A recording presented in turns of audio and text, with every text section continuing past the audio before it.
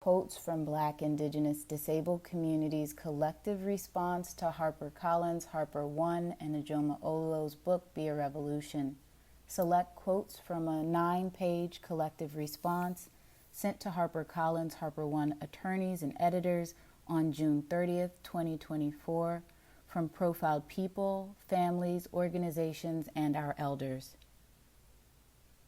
The slide includes an image of the book, which has a majority cream background, orange, pink, and yellow rectangles, 4 of them.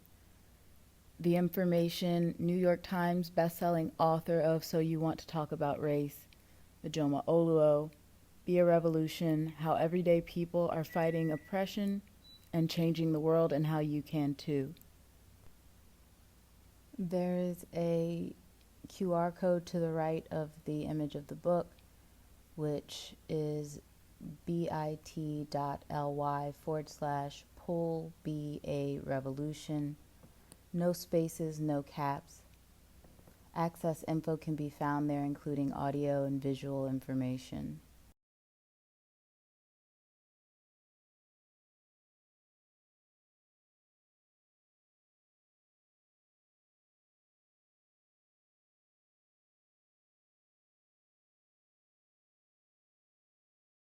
In community and with great sadness, we write this letter to publicly share serious and urgent concerns with the print and audio versions of the book, Be a Revolution.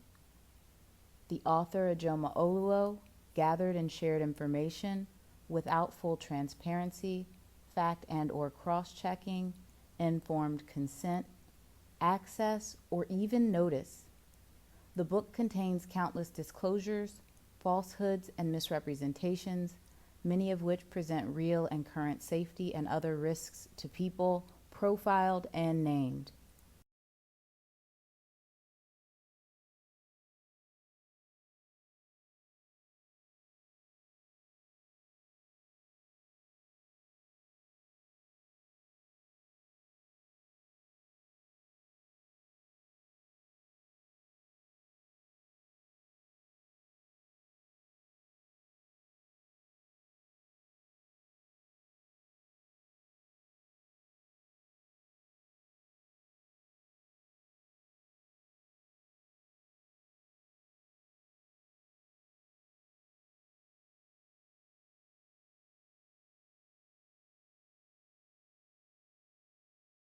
Oluo is a mixed race, open parentheses, white, with an asterisk to be described later, and Black, cis woman, who did not identify as disabled and told us she knew very little about disability.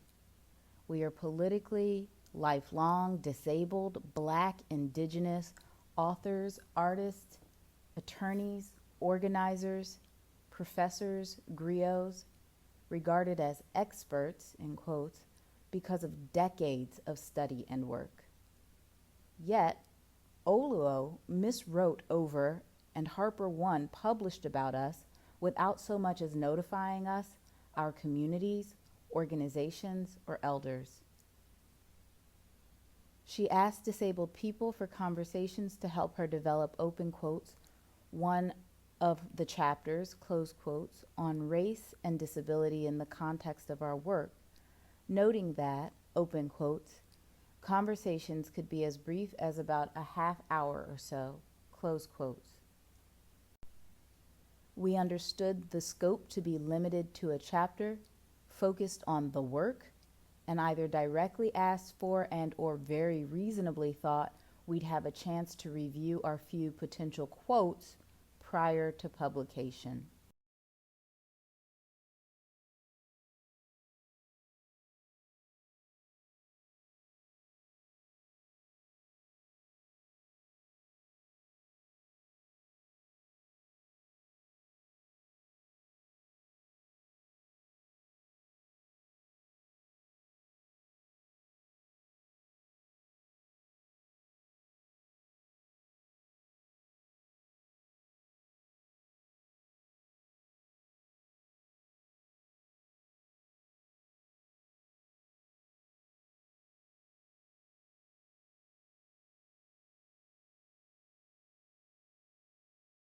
The asterisk leads to a link of an article by Ijeoma Oluo entitled How My White Mother Helped Me Find My Blackness, and the hyperlink is provided on the slide.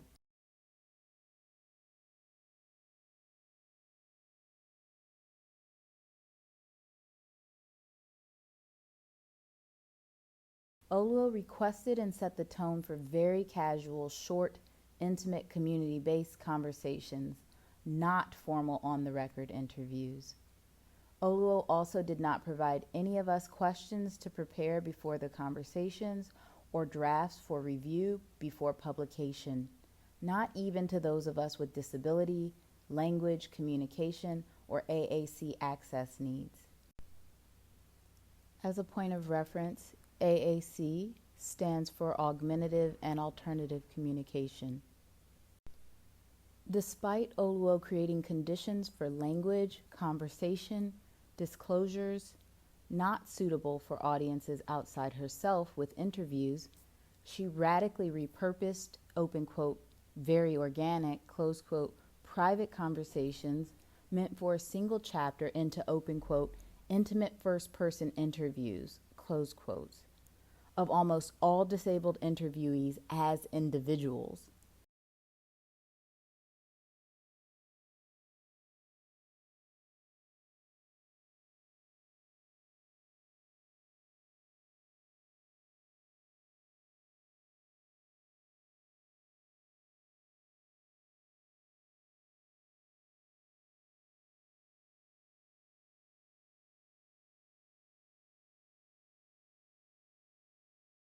These were taken directly to print some 2 years later, including profiles, language, misinformation, and framing that many of us would never consent to.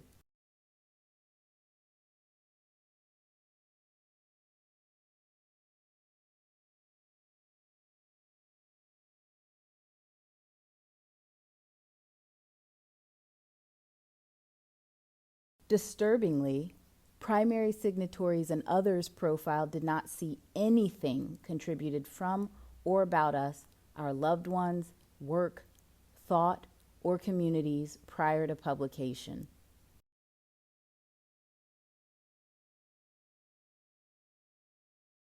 Worse, Oluo, editors, agent, and HarperOne market these conversations as, open quote, intimate first-person interviews, close quote, so the wider public will believe that what is written was reviewed and approved by us, accurate, and is in our, open quotes, voices, close quotes.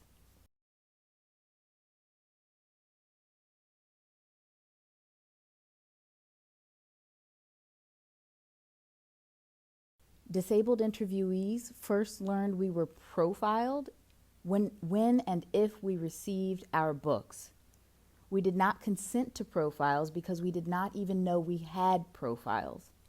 Almost every single disabled person profiled expressed some level of discomfort or surprise at being featured, was forced to make disclosures, and or noted wanting to have at least been able to review their quotes.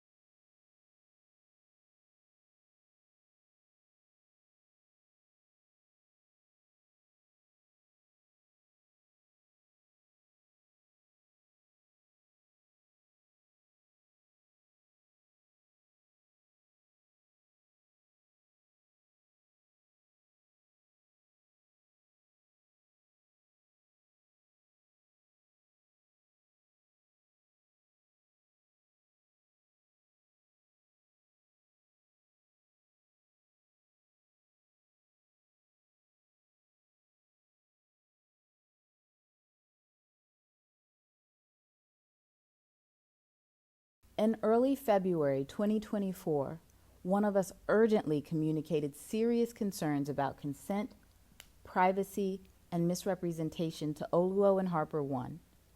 Instead of treading lightly and humbly and giving our communities time and space to collectively process and consider how to respond to her violations, Oluo shared yet more private and inaccurate information about us from private conversations to hundreds of thousands of followers, called attention to and chastised others who had done what we just noted she had done, and continued sharing at length about disability and ableism on her book and media tour, calling yet more attention to us and misinformation about us, our communities, work, and ancestors.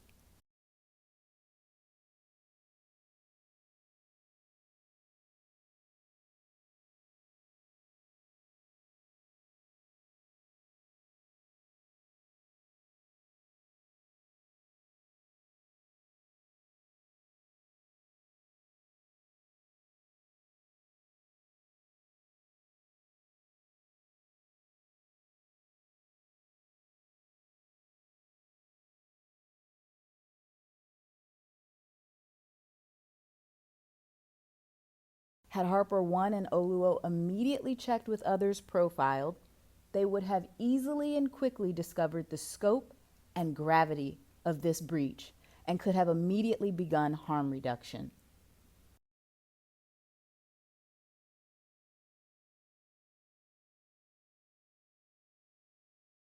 Links to called attention to and chastised others leads to Oluo's February 14th, 2024 Instagram post chastising Brene Brown. There's a link provided there. The additional information for the first asterisk is that we notified Oluo and HarperCollins of urgent concerns on the 3rd and 8th of February, respectively. The second asterisk is for continued sharing at length about disability and ableism on book and media tour, and that links to Oluo's C-SPAN interview. Oluo's framing of and disclosures about many people and organizations in this text is quite concerning, but the framing and discussion of disability and disabled negatively racialized people and communities is deeply troubling, i.e., ableist and anti-Black, Indigenous, transmesic, objectifying, infantilizing, inspiration, trauma, resiliency-centered, and more. This book also has egregious inaccuracies about some of the most important work happening in the past 30 years in negatively racialized disabled communities, including in race, disability, language, queer, gender nonconforming, trans rights, and justice. Many of the errors are personal and harmful, especially those involving multiply marginalized people, and naming them would require even more disclosure and present potential safety risks.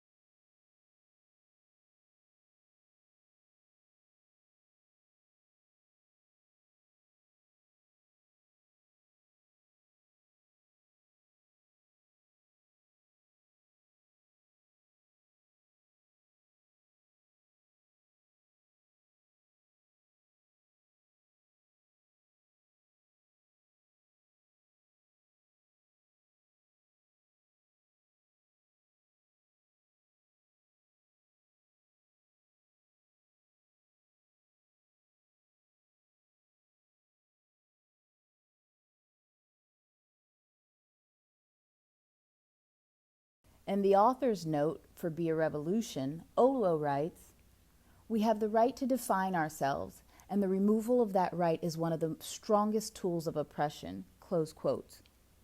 Well, not only has Oluo denied us that right to define ourselves, no one has even asked us how we feel about our own representation. Oluo and HarperOne have only further harmed those who have shared concerns. Throughout this entire process, Oluo denied us the right to define ourselves. She wrote about us, over us, not with us. This book profoundly violates our movements, organizations, individuals, families, elders, and ancestors. It distorts and defiles our languages, legacies, and lineages, and disregards our humanity, safety, privacy, and dignity.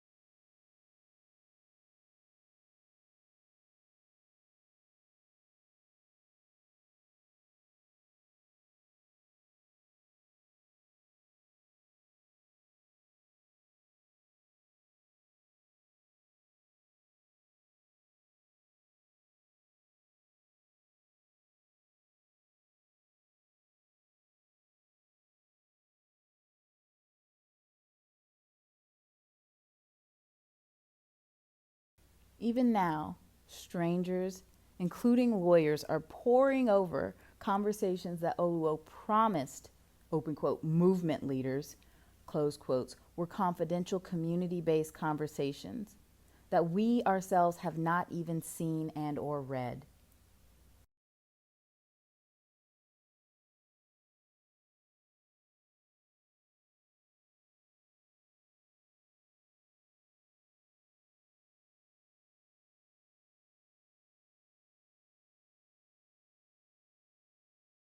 Our lives, languages, loves, losses, work, and thought have been misrepresented and commodified by people and institutions that purport to respect our humanity and autonomy for their gain at our horrific expense and tremendous detriment. Especially in this socio-political moment, this kind of violation, racialized misinformation, retaliation, and failure to immediately remediate and take accountability is unconscionable, especially by a purportedly conscious Black woman and a publisher that holds itself out as a trustworthy steward of transformative texts. We are steadfast and relentless with how our words, signs, and stories are published and work is used regardless of the identities or the institution. And our boundaries teach people how to treat us and others. Let this serve as an important reminder to consciously collaborate with care and deliberately betray conventions we're conditioned in instead of betraying one another.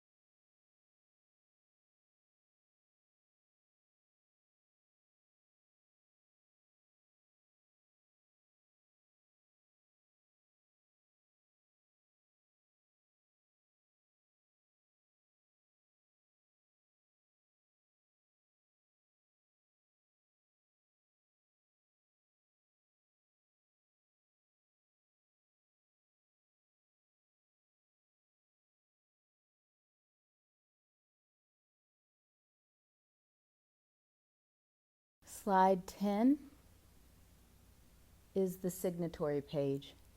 It includes primary signatories, secondary signatories, and elder signatories. There's an asterisk that I will read at the end. Primary signatories include Talila A. Lewis and family, Sammy Schalk, and Alice Wong.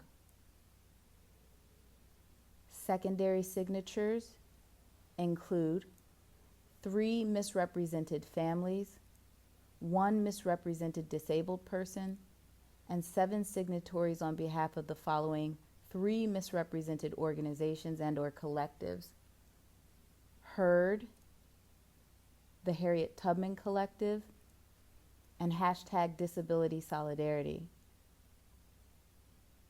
Elder signatories include 9 respected elders from a variety of backgrounds, organizations, universities, and communities across North and South Americas, many of whom are foundational to the work that Oluo and or HarperOne misrepresented in this book.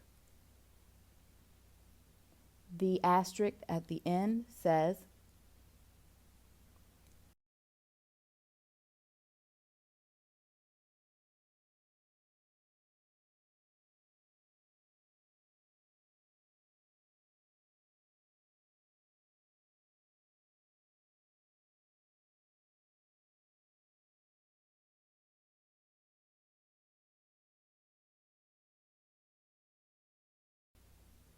the asterisk at the end says, primary signatories represent themselves and others who prefer not to be named, who were, open quotes, featured and or profiled, close quotes, non-consensually and without notice. Secondary signatories are misnamed and or misrepresented without consent or notice. And all identities other than primary signatories are omitted for privacy due to ongoing retaliation by Ijeoma Oluo and HarperOne and HarperCollins, and we may share more information in other places at other times.